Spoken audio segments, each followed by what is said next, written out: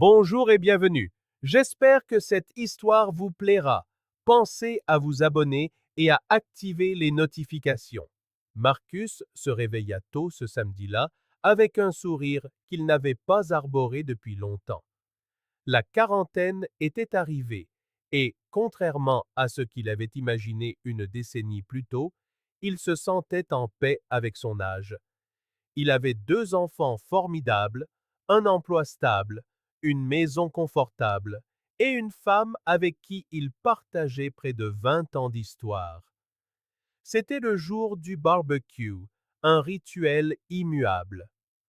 Voisins, vieux copains de lycée, quelques parents et même les parents des amis de ses enfants, tous étaient attendus. Le grill était déjà en place. Drew et Spencer avaient disposé les tables et les chaises dans le jardin. Gillian, comme toujours, s'occupait des détails. Des nappes propres, des sodas dans la glacière, des serviettes soigneusement pliées. Marcus l'observait de loin, se sentant chanceux. Elle était plus silencieuse que d'habitude, mais il mit cela sur le compte de la fatigue des derniers jours.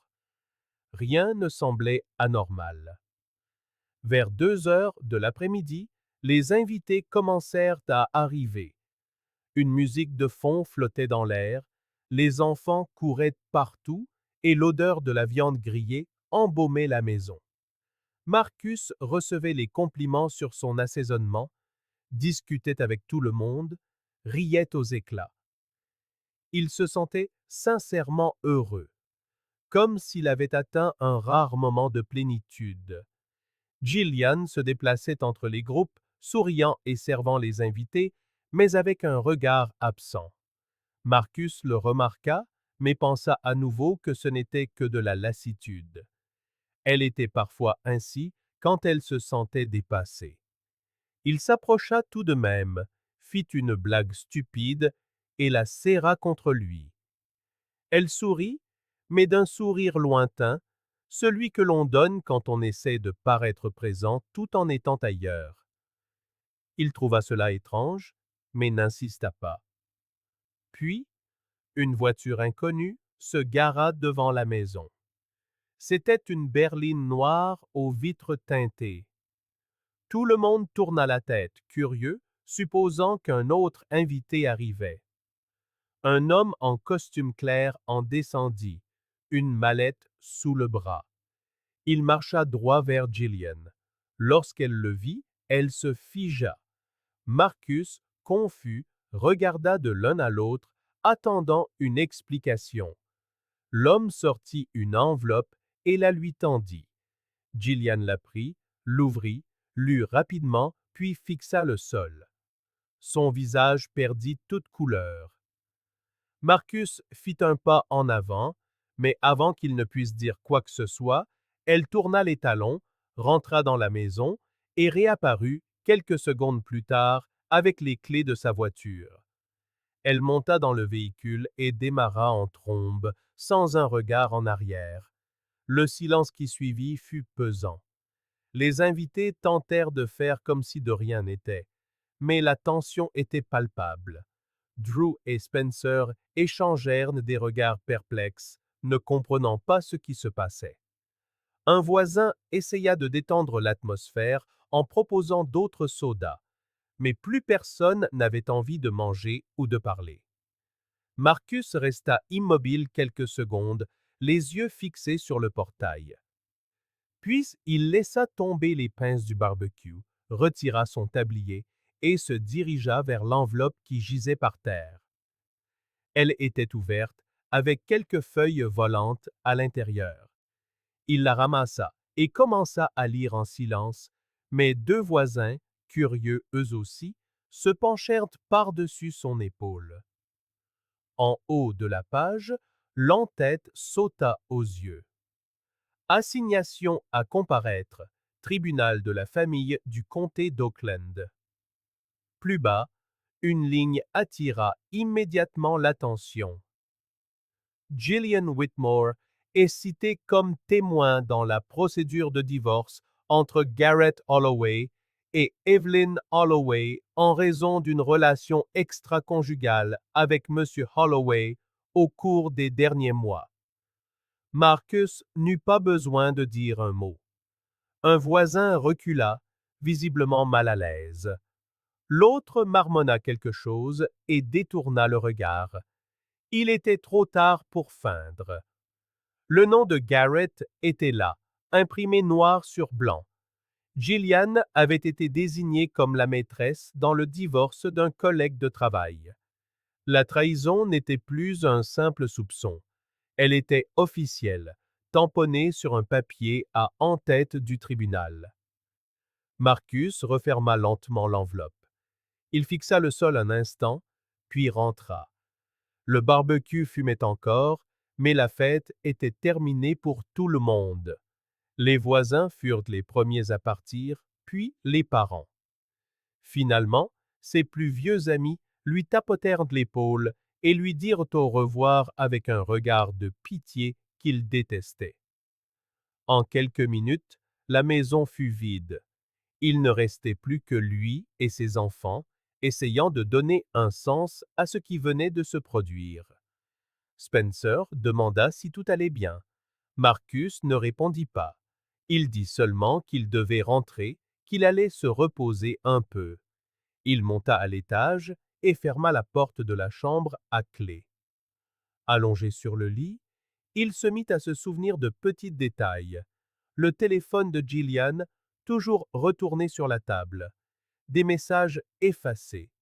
Des réunions qui semblaient s'éterniser. Des sautes d'humeur. Des étreintes plus brèves. Des baisers qui avaient le goût de l'obligation. Tout commençait à prendre sens. Ce n'était pas une crise soudaine ou une erreur impulsive.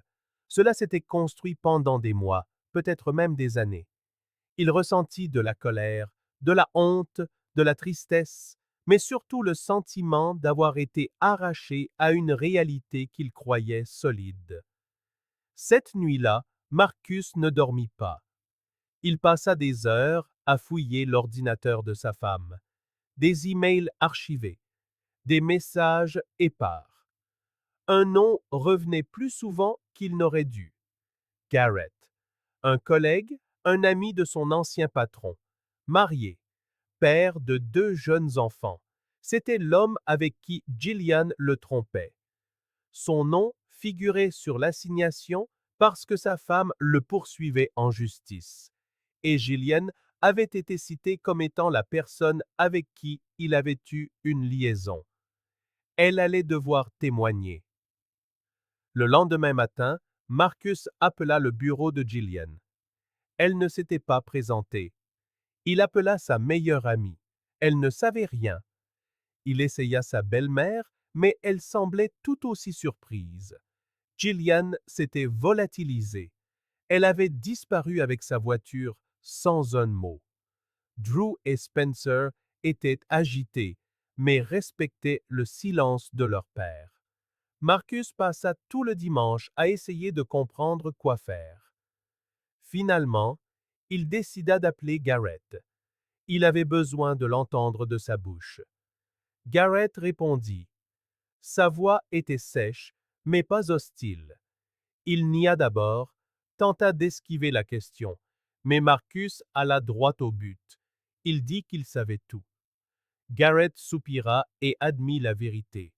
Il dit que c'était vrai, qu'il s'était rapproché, que c'était une erreur, que Gillian était désolée et ne voulait pas détruire leur famille. Marcus raccrocha sans répondre. Il avait besoin de temps pour réfléchir, pour se reconstruire de l'intérieur. Le lundi, il prévint son travail qu'il prendrait quelques jours de congé. Il passa la matinée à appeler des avocats et à réfléchir aux prochaines étapes. L'après-midi, il emmena les enfants se promener pour se changer les idées. Mais à l'intérieur, tout semblait gris. La douleur ne venait pas en cris. Elle venait en silence, une absence qui grandissait lentement et remplissait tout. Il ne savait toujours pas ce qu'il ferait, mais il savait qu'après ce samedi, sa vie ne serait plus jamais la même. 3 jours passèrent sans aucune nouvelle de Gillian. Pas d'appel, pas de SMS, aucune activité sur les réseaux sociaux, pas même une explication minimale. Marcus oscillait entre le silence et l'urgence. Il s'occupait des enfants, répondait calmement à ce qui était nécessaire. Mais au fond de lui, il avait déjà compris que tout avait changé. Drew et Spencer le sentaient aussi, mais évitaient encore de poser des questions directes. Leur père était présent, mais sa présence ressemblait à celle de quelqu'un qui fouille dans les décombres d'un lieu qui avait autrefois une structure. La troisième nuit, alors qu'il triait une pile de factures sur la table, Marcus entendit son téléphone vibrer. C'était une notification de message. L'expéditeur, Gillian. Son corps se tendit avant même qu'il ne l'ouvre. Il prit une profonde inspiration et lut: Je suis désolé. Je ne sais pas ce que j'ai fait de ma vie. Je n'ai jamais pensé que ça pourrait arriver. Je veux te parler. Pardonne-moi, s'il te plaît, pour nos enfants. Il relut le message plusieurs fois. Les mots semblaient écrits à la hâte, mal ponctués, un mélange de culpabilité et de désespoir. Il resta là un moment. Il ne répondit pas. Il retourna simplement le téléphone, vérifia que les enfants dormaient bien, puis s'enferma dans sa chambre. Le message résonnait dans son esprit comme un murmure persistant. Le lendemain matin, Drew et Spencer allèrent passer la journée chez leur grand-mère maternelle. Marcus avait besoin de temps. Il expliqua calmement au garçon qu'il avait des choses à régler. Ils partirent sans poser de questions. Vers 3 heures de l'après-midi, le bruit d'un moteur qui approchait fit sortir Marcus de la cuisine.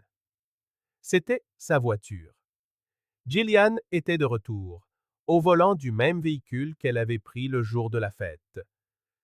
Elle se gara devant la maison, débraillée, les cheveux attachés à la hâte, sans maquillage, l'air épuisé. Quand elle franchit la porte d'entrée, elle pleurait déjà. Marcus attendait, impassible. Elle prononça son nom, le suppliant de l'écouter. Elle dit que sa relation avec Garrett était terminée, que c'était une erreur, qu'elle se sentait vide et perdue, mais qu'elle aimait toujours leur famille. Elle parlait sans s'arrêter, butant sur les mots, comme si elle essayait de tout déverser avant qu'il ne l'interrompe. Elle dit qu'elle ne supportait pas d'être loin des enfants, qu'elle ne pouvait supporter l'idée de ne les voir que le week-end, qu'elle regrettait chaque jour passé avec cet homme, qu'elle voudrait pouvoir tout effacer, revenir en arrière, recommencer. Marcus écoutait, mais son esprit n'était plus là. Ses mots entraînent, mais ils n'atterrissaient plus au même endroit qu'autrefois. Il la regardait plaider, et pas une seconde il n'eut envie de la prendre dans ses bras. Il avait déjà fait son deuil les jours précédents. Il avait déjà traversé la colère, le choc, l'humiliation. Maintenant, il s'agissait simplement de prendre une décision. Quand elle tenta de se rapprocher, il leva la main dans un geste sobre et lui indiqua le garage du Menton. Gillian hésita, mais obéit. Elle ouvrit la porte et vit les cartons. Vêtements, objets personnels, documents, tout était soigneusement emballé. Il se trouvait dans le coffre de sa voiture à elle, celle qu'elle avait laissée derrière elle plusieurs jours plus tôt. À cette vue, elle s'effondra à genoux, sanglotant bruyamment. Elle supplia pour une autre chance, disant qu'elle ne voulait pas perdre sa maison, qu'il était le seul homme qui connaissait vraiment son âme.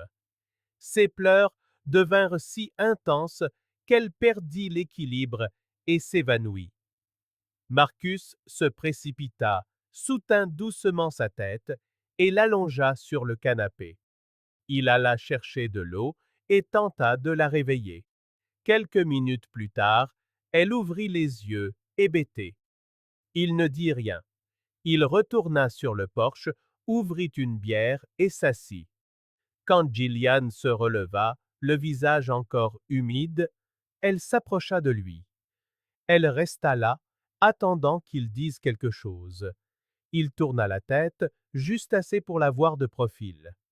« Tu te sens mieux ?» demanda-t-il calmement. Elle hocha la tête. « Tes clés de voiture sont sur la table. S'il te plaît, pars. » Gillian resta là quelques secondes, espérant qu'il changerait d'avis. Puis elle rentra, attrapa les clés et sortit par la même porte qu'elle avait utilisée pour s'enfuir. Cette fois, pas de cris, pas de porte qui claque, pas de voisins qui regardent depuis la rue. Marcus rentra et ferma la porte à clé. La maison était maintenant silencieuse d'une manière différente. Son absence, autrefois insupportable, avait maintenant un sens. C'était l'espace dont il avait besoin pour que la vraie vie puisse recommencer. Une fois la porte fermée et Gillian partie, Marcus ne se laissa pas abattre. Il était fatigué d'être celui qui portait tout. Il avait supporté les silences, les absences déguisées, les regards vides à la fin de la journée. Maintenant, tout était clair, au grand jour, et même si ça faisait mal, il savait qu'il avait fait ce qu'il fallait. Il retourna dans le salon, ramassa le verre qu'elle avait laissé sur la table et fit la vaisselle du déjeuner. Chaque assiette nettoyée était comme une confirmation qu'il avait repris le contrôle. Le lendemain, il alla chercher les enfants chez leur grand-mère. Drew monta dans la voiture et resta silencieux un moment avant de demander si leur mère était rentrée à la maison. Marcus répondit fermement qu'elle était passée, mais qu'elle était repartie peu après. Il leur dit qu'elle allait bien et qu'il pourrait continuer à la voir quand il le voudrait. Spencer, plus jeune, demanda si elle avait pleuré. Marcus jeta un coup d'œil dans le rétroviseur et se contenta de hocher la tête. Il ne mentit pas, n'essaya pas d'adoucir les choses. Les garçons méritaient la vérité, dite simplement, sans faux semblant. Dans les jours qui suivirent, la routine de la maison changea. Gillian gérait tout et maintenant, il y avait des vides partout. Mais Drew commença naturellement à prendre le relais. Il ramassait le linge, se préparait du café pour lui et son frère, cherchait des recettes en ligne pour préparer des repas simples. Spencer, lui, installa un atelier improvisé dans le jardin avec de vieux outils qui traînaient depuis des années. Il commença par réparer son propre vélo, puis celui des voisins, et bientôt, les enfants du quartier venaient lui demander de l'aide pour des freins, des selles, des pédales. C'était comme s'il avait trouvé là un refuge, un espace qui l'aidait à donner un sens à ce qu'il vivait. Marcus le remarqua et décida de ne pas intervenir. Il observait de loin et offrait son soutien quand c'était nécessaire. Parfois, il passait à la quincaillerie et rapportait de nouvelles pièces pour l'atelier de son fils. Pour Drew, il acheta un livre de cuisine et dit qu'il choisirait une recette par semaine à essayer ensemble. Ce fut un rituel. Le mercredi, ils s'asseyaient à table avec les ingrédients étalés, expérimentaient, se trompaient ensemble et riaient quand la sauce était trop salée ou que les pâtes restaient crues à l'intérieur. Pendant ce temps, Marcus reçut une convocation pour témoigner dans l'affaire judiciaire impliquant Garrett et sa femme. Le nom de Gillian apparaissait comme témoin principal. Au tribunal, elle confirma sa liaison avec Garrett, dit qu'elle le regrettait, expliqua que cela avait commencé par des messages à l'heure du déjeuner, des conversations qui semblaient inoffensives au début, mais qui avaient peu à peu pris le dessus. Elle déclara qu'elle n'avait jamais imaginé que cela mènerait à la destruction de 2 mariages. Garrett tenta de minimiser les faits, mais les avocates de sa femme présentèrent des relevés, des photos et des reçus. Gillian quitta l'audience les yeux baissés, sans saluer personne. Marcus la vit de loin et s'éloigna simplement. Peu de temps après, Gillian perdit son emploi. La nouvelle se répandit rapidement parmi ses collègues. Le scandale avait éclaté et l'entreprise avait choisi de couper les ponts. Elle déménagea chez sa mère dans une petite maison à la périphérie de Pontiac. La santé de sa mère était déjà défaillante, nécessitant des soins constants.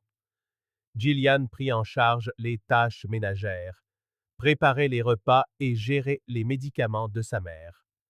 Elle enchaîna quelques emplois temporaires, mais rien de stable. Elle passait parfois voir les enfants, les récupérant le samedi et les ramenant le dimanche, toujours l'air fatigué et silencieux. Elle n'abordait jamais le passé, demandant seulement comment allait l'école, ce qu'ils mangeaient, s'ils dormaient bien. Avec le temps, les garçons s'habituèrent à la nouvelle routine. Marcus mit un point d'honneur à maintenir une communication ouverte avec eux deux. Ils parlaient de limites, de sentiments, de ce qu'ils espéraient pour l'avenir. Un dimanche, alors qu'ils regardaient un match sur le canapé, Drew se tourna vers son père et lui dit qu'il était fier de lui. Marcus sourit simplement et passa son bras autour des épaules de son fils. Cette phrase signifiait plus pour lui que toutes les excuses qu'il avait attendues pendant toutes ces années de mariage. Quelques amis commencèrent à se manifester à nouveau. Des gens qui s'étaient éloignés après toute cette histoire, ne sachant peut-être pas comment réagir. Ils invitèrent Marcus à des événements, des barbecues, des dîners. Il y allait, mais sans se précipiter pour retrouver une vie sociale. Il était plus concentré sur la reconstruction de ce qu'il avait à la maison. Au lieu de combler le vide avec des distractions, il choisit de soigner son monde intérieur, ses émotions, sa propre valeur. Il se remit même à courir dans le quartier, une chose qu'il faisait à l'université. Au cours d'une de ses courses, il croisa une connaissance qui lui apprit que Garrett essayait de se remettre avec sa femme. La tentative avait échoué.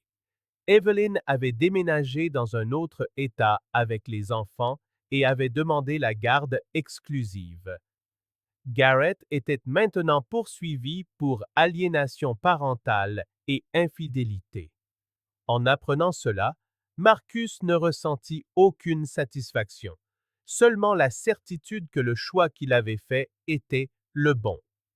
Un après-midi, en rentrant à la maison avec Spencer, il trouva une enveloppe sur le sol du salon. Drew l'avait laissée là. C'était un mot de son ex-femme. Elle le remerciait de la laisser continuer à voir les enfants, disait qu'elle avait honte, mais aussi qu'elle était reconnaissante qu'il ne l'ait pas empêchée d'être leur mère. Elle écrivait que si elle pouvait remonter le temps, elle aurait protégé ce qu'ils avaient au lieu de courir après quelque chose qui n'avait de sens que dans un fantasme. Marcus rangea le mot sans en parler aux enfants. Il savait que les remords tardifs ne pouvaient rien défaire, mais cela lui rappelait qu'à la fin, tout le monde souffre quand quelqu'un rompt son engagement envers son propre foyer. Un samedi ordinaire, Gillian se présenta à la porte pour emmener les enfants déjeuner. Cela faisait maintenant partie de la nouvelle routine. Elle passait, échangeait quelques mots avec Marcus, les garçons partaient et revenaient le soir. Pas de dispute, pas de tension, mais pas d'intimité non plus. Juste l'essentiel. Cette fois, Marcus remarqua immédiatement quelque chose de différent chez elle. Sa posture, son regard, la façon dont elle tenait son sac. Elle était plus mince, avec des rides plus profondes sur le visage. Ses cheveux, autrefois toujours impeccables, étaient maintenant attachés négligemment. Drew et Spencer le remarquèrent aussi, mais ne dirent rien. Ils montèrent simplement dans la voiture, échangèrent quelques mots et partirent. Avant de partir, Gillian se retourna un instant et expliqua que la voiture appartenait à un voisin. Elle avait vendu la sienne pour payer le traitement plus coûteux de sa mère, dont l'état s'était aggravé ces dernières semaines. Elle mentionna également qu'elle travaillait par roulement dans une épicerie locale et s'occupait de la maison toute la journée. Marcus écouta, hocha la tête en réponse et resta là à les regarder s'éloigner. Il ne ressentit ni colère, ni pitié. Juste cette froide prise de conscience que rien de tout cela n'aurait dû arriver. Ce soir-là, quand les enfants revinrent, Drew mentionna que leur mère avait pleuré dans la voiture, mais avait essayé de le cacher. Il dit qu'elle était épuisée, mais qu'elle croyait encore que les choses s'arrangeraient un jour. Spencer resta silencieux tout le temps. Il monta simplement à l'étage et écouta de la musique. Marcus évita de poser des questions. Il les appela simplement pour le dîner et laissa le temps régler ce que chacun d'eux ressentait. La semaine suivante, en pliant le linge des enfants, il trouva un mot dans la poche d'un pantalon. C'était de Gillian. Elle écrivait qu'elle savait à quel point elle avait fait souffrir tout le monde, mais qu'elle aimait toujours Marcus. Qu'elle rêvait, même en silence, d'une chance de tout recommencer.